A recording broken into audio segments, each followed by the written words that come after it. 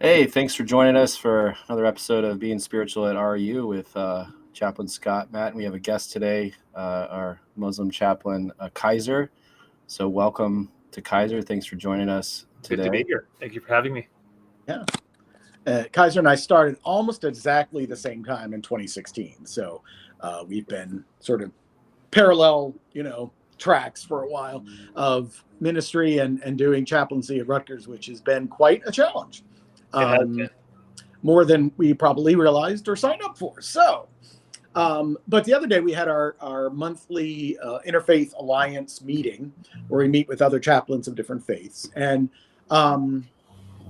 Kaiser was hosting at the Center for Islamic Life. And one of the traditions we have is that whoever's hosting us will offer a piece of sort of spiritual practice, whether it's a prayer or, in this case, a sacred story, which Kaiser shared. And I loved that story so much and the way he told it that I wanted to invite him on to tell it again, because in 2 weeks, we're going to have 2 weeks from today, right? We're having a story time, basically a time of sacred stories.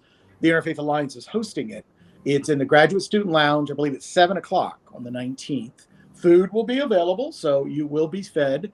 But we're all going to try to tell some stories, again, from our sacred traditions. So, Kaiser, welcome, and would like to ask you to tell us the story. Yeah. It's really wonderful. Definitely. Good to be here. And there's lots of shared narratives that we've even had on campus. And I think that gets into the idea of what stories represent.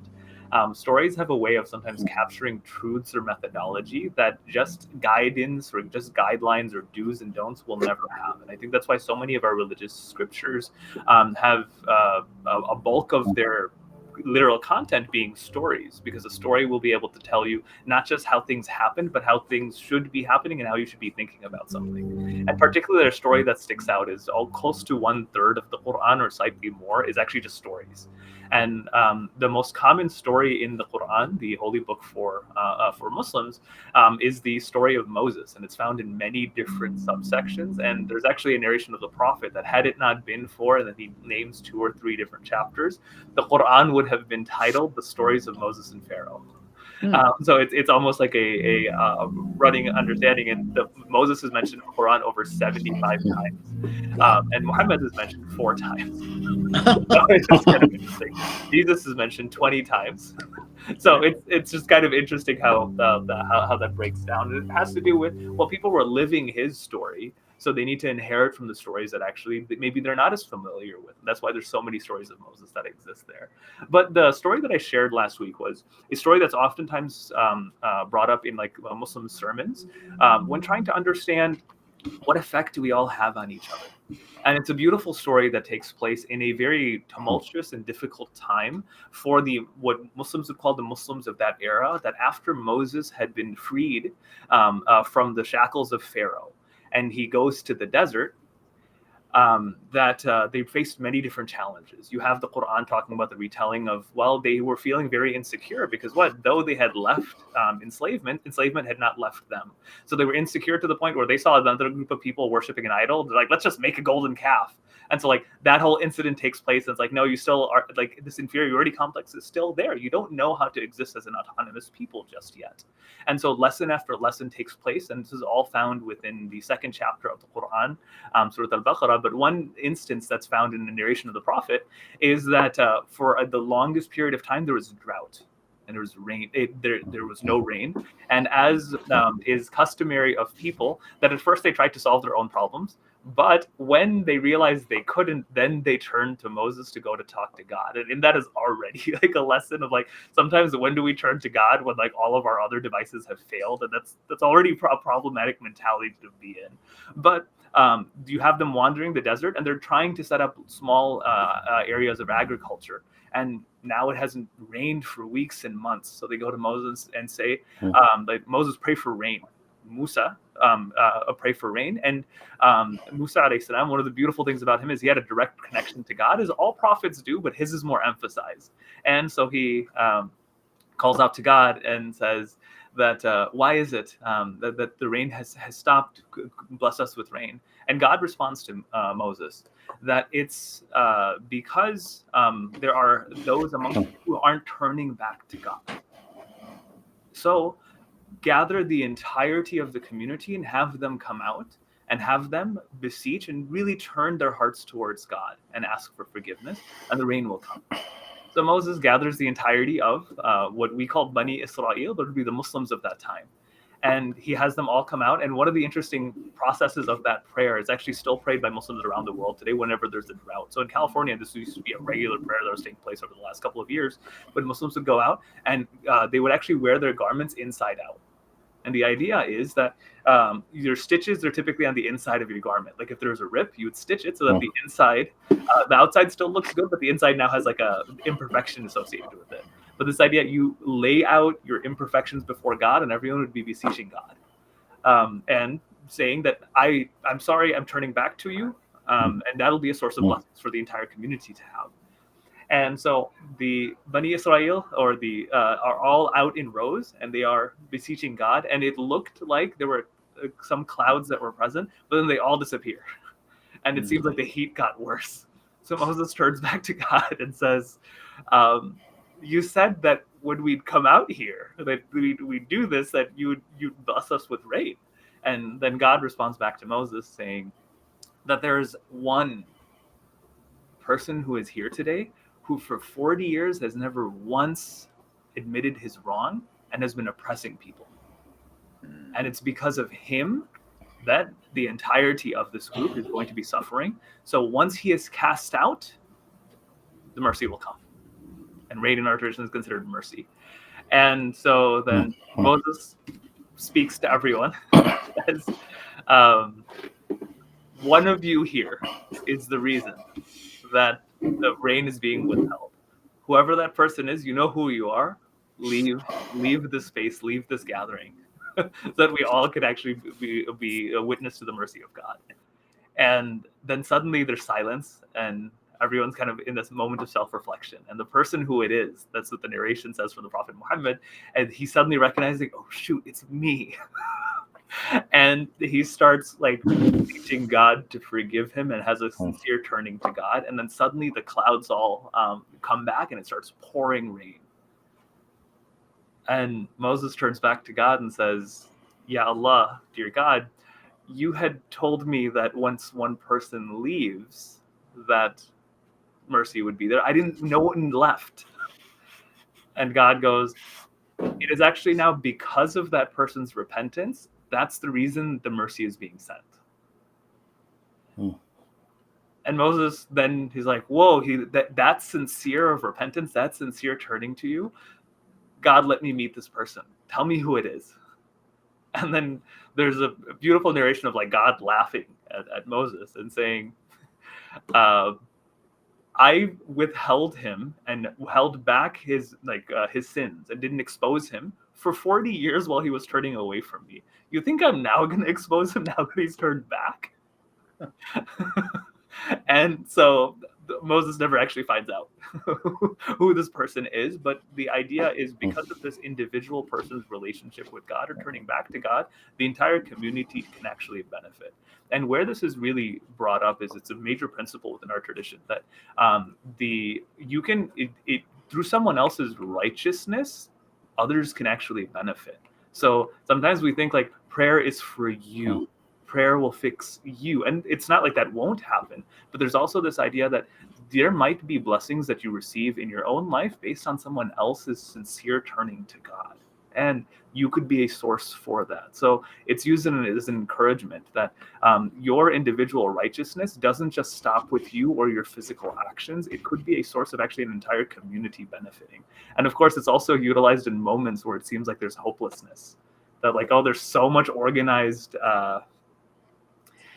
acts of let's just call them non-righteousness, acts of inhospitality towards people. And what do we do? Well, individual righteousness might just be the reason that maybe their hearts turn. And what's the purpose of a trial? To actually get that situation resolved. And that's what gives you hope in a moment of just hopelessness. And of course, there's many situations in the world that are leading towards hopelessness right now. We think about in our very country that there's so much fear that so many people are in, of like, well, will I get to remain here? Will I not? Will some of those fundamental rights that I thought I had, are they being challenged? We've just had comments about the biggest what's the term I'm looking for? And that's how difficult it is that the terms are even tough. But an announcement by a certain political figure that moving 2 million people from one land to another forcibly. We used to call that ethnic cleansing, and the term that was used is, oh, we'll just clean that area out.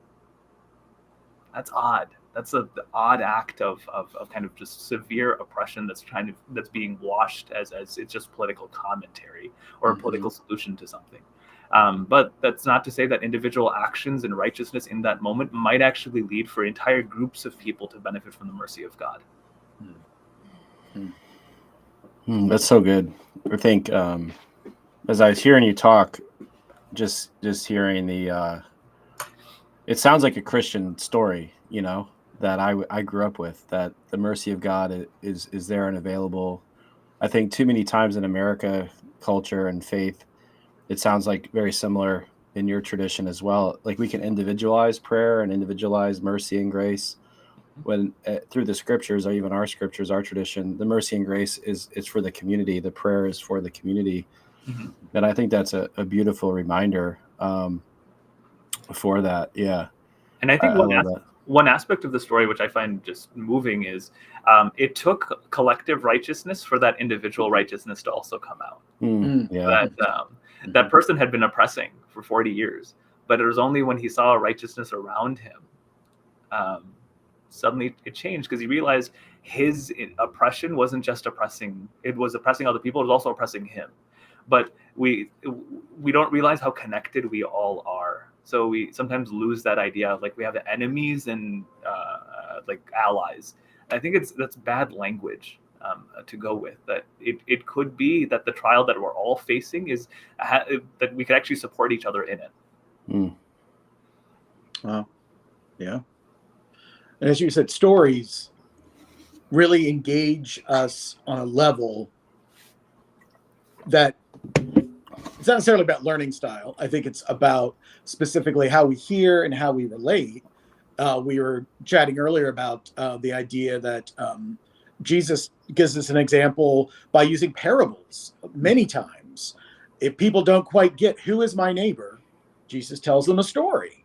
And that, I think, just in the Christian faith, that example of, explaining to people through practical narrative can be much more important and impactful than, like you said, laws or rules or scary prophecy and things. So, but yes, story, with children, stories can I'm not a parent, you both are, but that stories can really have an impact on children, and they really learn from, whether it's a Grimm's fairy tale or a much more pleasant fairy tale that talking about obey your parents, listen to your parents, whatever. So but yeah, stories, it's so essential, I think, not just to faith, I think, but to community building and community nurturing. Yeah, because it breeds empathy when you put yourself in a scenario. So typically how that would be is like, imagine being there and imagine knowing, like you put it out there of like, you're the reason why this isn't happening. And suddenly it becomes a point of reflection of like, wait, so something that maybe my family member, my parent is going through might be because I've been holding back. Oh, wow. Suddenly, like, story has an ability of doing that once that scenario is made out, suddenly you put yourself in that exact predicament, and the principle hits more at home.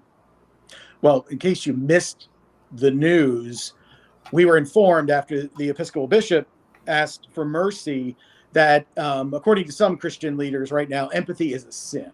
So in case you missed that, we talked about this last week. How did this happen? And apparently it goes back. I think there's this sense of empathy being weak, empathy not being the manly sort of, they want the God with a sword. They want the God who's powerful and righteous and smites the enemies. empathy is problematic. Yeah. It's just fascinating that they literally call empathy a sin. And I think this goes to the need of good storytelling. That most of our stories of power have never been about kind of glorifying violence and systematic kind of subjugation of people, but it's almost always been the opposite, which is someone had the ability to, but they held back. I remember you and I had connected at one point in an earlier event put on by one of the Muslim student groups on campus, and the theme was forgiveness. And the idea was I had brought up the story of Joseph or Yusuf in the Quran, that one of the most like pivotal moments of his story is his brothers had cast him out into a well 20-30 years ago, and he'd suffered through being a slave, suffered through like being wrongfully accused and imprisoned, and all of this. And the cause of it were these brothers who he had the ability of just completely ruining their lives in this moment, because he is a financial minister and they're here because their families are starving. But once he eventually like very theatrically revealing to them that I'm actually your brother Yusuf, they're freaking out. And he goes, in the Arabic is "La tathriba alaykum al-yawm," which translates to something along the lines of, there will be no animosity today. There's no room for animosity today. This idea of like, why is he upheld? And suddenly it becomes, that's the interpretation of his dream, that they're celestial and powerful objects, but God keeps them in order. That what is righteousness is to control power in that moment. Wow. Rather than what do we sometimes see it as, like getting more and more and more. It's literally the opposite. Right. That's the types of archetypes that need to be really promoted, because I think the world benefits from them. Yeah, I think that's beautiful. The you kind of hinted at it, but like the telling of terrible stories, like our friend who leads our country now, or maybe not a friend, but told a story. He's telling a story about the Middle East and that it's not beautiful, and if I come, I'll make it beautiful. But the implication there, I think maybe the expressed intent was that I will create violence in the midst of that to get it there, which is just terrible. He promised Gaza would now be the Riviera on the and anyway, but the offensiveness of using you need to rename to a completely different culture and a completely different people in order for it to be successful. That hurts so badly. You're completely dehumanizing even the name of what it can be. And that's like the story you just told, right? That comes from all of our scriptures of this empathetic, merciful. And I think sometimes we get that confused, and we, like, especially in our world, the Christian world, we think, the Islamic world, they want to bring power, so we got to, in violence, and so we got to combat that with power and violence. And that's not the story of your scriptures or our scriptures. And I think we could find resolutions to some of these things if we saw each other in these stories of our faith, I think. But we take the opposite approach, and I call it the Antichrist, the anti-Christian approach, and it's hurtful and harmful and offensive, as you said. We were talking a little bit earlier about the importance of land and the importance of heritage of land. Yeah, I know we typically don't run real long with this podcast, but could you say a few words perhaps about just last night, two of the Muslim student groups on campus wanted to come together and have a conversation about what's the history of this broad region called Sham. And Sham is considered what we would call everywhere from Egypt to Iraq in that region. When you really think about it, that's a really long place. And actually, there's an interesting narration of the Prophet in which he said, Sham is if you were facing the Red Sea and you're from Mecca, anything to your left would be Sham, and anything on your right would be Yemen, because Yemen means Yamin and Sham means left. So there's this idea of it was actually more of a relational conversation rather than it being a specific land that's associated with it. But we were going over the history of it, and one of the major takeaways was when you're talking about the spiritual inheritance, we literally went from the story of Abraham all the way down to current day. Majority of the stories, at least the sacred stories that we tell, are how groups of people were connected together. Like Abraham starts in what we would call current day Iraq, in Babylon, and then he seeks refuge in Egypt. He goes to Saudi Arabia to build the Kaaba, and he settles in Palestine. Right? So it's like you have a connection point. And even his descendants, one stays where? From our tradition, he stays in Saudi Arabia, but then it has like a global implication that's associated with it, with Islam. But the other, Isaac, or Ishaq, as we would call him, his descendants, Jacob eventually makes his way to Egypt. They're in Egypt for a while, and things don't go too well. They end up a couple hundred years later, once there's a movement to make Egypt great again, when the Hittites attack. That's what tends to happen, is when we feel threatened, we suddenly close ourselves off. And what happens? The Bani Israel, the followers of Abraham, they all get enslaved. And then finally they achieve freedom with Moses, and they go back. So it's this idea of like you're connecting groups of people together. That's what a lot of our stories were for, that who helped who in what moment.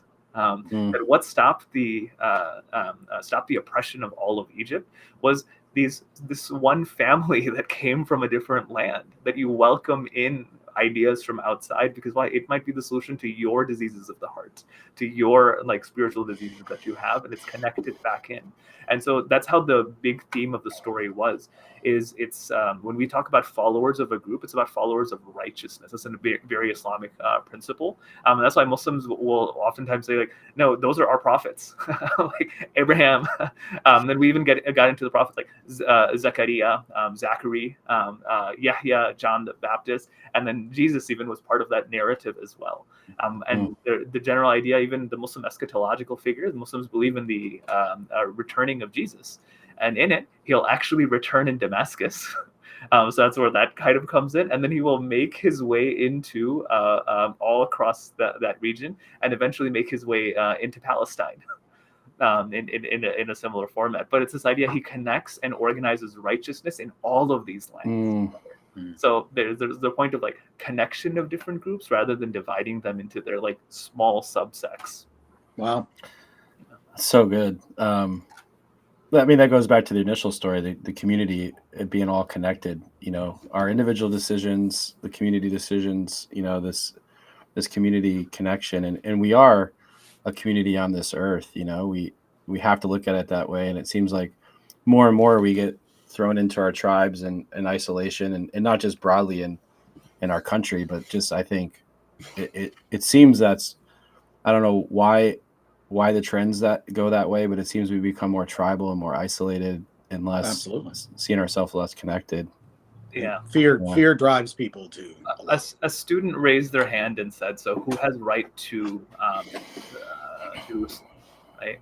And I had like an interesting response that I was like, historically, that's a weird question to answer, but I'll tell you, I saw it in my own, like in 2019, I went to Palestine and Israel, and I was at Bethlehem, and I went to the Church of Resurrection and the Church of the Holy Sepulchre. And at the Church of Resurrection, I remember having this conversation. I was there, and someone had recognized that like I was visiting all of the sites, and they're like, "Oh, what are you here for?" And I told them I'm actually like random Muslim from America. Just I was apologetic. I'm like, I'm actually being very touristy right now, so I'm so sorry. I didn't mean to like take up space or anything. Like, no, this is great. And they said, do you actually know who is in charge of this place? And I'm like, no, there's a Muslim family that has been in charge of this place for almost 1,000 years. I'm like, really? Why? And they're like, because when like the keys of the Church of Resurrection is held by a local Muslim family. And it's like when in moments of time we had given it to each other, we all like would fight. So it's only fair that that's the rules. That's good. Like outside of our tradition. And then I was like, oh, that's really cool. That's kind of beautiful. And then he said, but when it's time for Ramadan and Eid is coming up, this turns into a place of prayer for the entire Muslim community. So there's like this idea of like there's this payback relationship that's there, and we're the volunteers who organize the prayers because everyone else is praying. I'm like, oh, that's so beautiful. And he goes, and at Christmas, the Muslim volunteers are the ones who are actually organizing Christmas prayers. Wow, that's cool. That's great. He ended the comment by saying that righteousness is everyone's inheritance, and we're all here to promote it. How beautiful. That is beautiful. that's supposed to be the legacy that we're all celebrating, that our traditions are calling towards. We need to hear that. The eventual answer to that student is like, who has inheritance? I was like, I don't think we care about that. I think we care about justice and righteousness. Right. That's good. That's beautiful. That's a great way to end this. Righteousness is our inheritance, right? Yeah. Wish we heard that more often. Yeah. Yeah. Well, thank you. Yeah, thanks, Kaiser. Mm-hmm. Yeah. And again, 2 weeks from today, if you're watching this now, if you're watching this in the future, you missed it. But 2 weeks from today, we're having an event on campus, College Ave. February 19th. Yeah. The Graduate Student Lounge, which is behind Panera. The Panera is right next to the Center for Islamic Life, so it's all right. But visit us out of the way. So 7 o'clock, and there'll be food and storytelling from all kinds of faiths. Thanks for watching. Thanks. Take care. Have a good one. All right.